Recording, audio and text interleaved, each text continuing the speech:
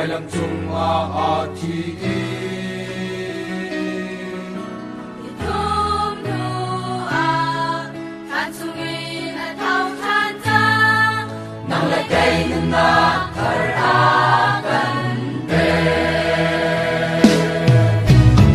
o thana nung kan ngai chang hallelujah amen oi ba chu tham kha tin công se chi na nia dai khâu đâu oi ba o than đi đi sông loi à oi ba thâu than ta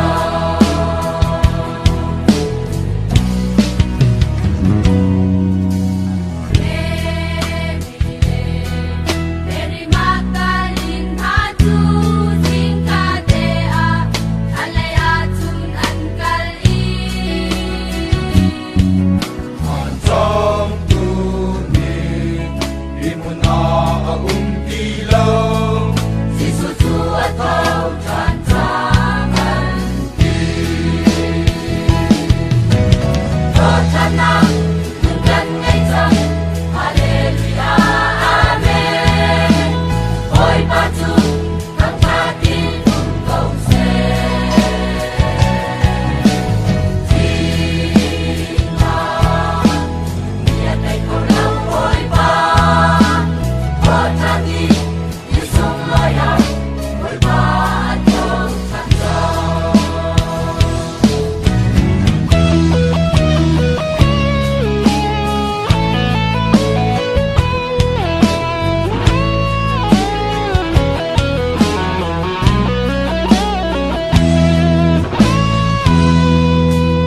chu thong chu lam kal du ni an khai ki hallelujah sisu kon o ka an kal Đang dòng à khi thâu đi về trên na u ôi ba chu ở thâu tràn trang an đi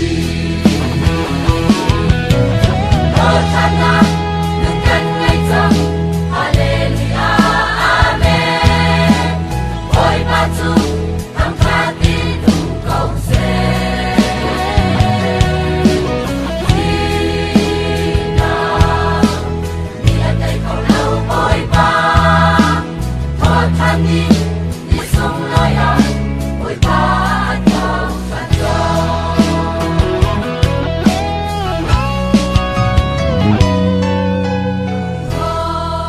hồi đồn Giêsu thô than nạc thong in thang âm đầy nạc lung đầy nạc na ngày khâu mơ siang pa ta to chanun na kai tu chu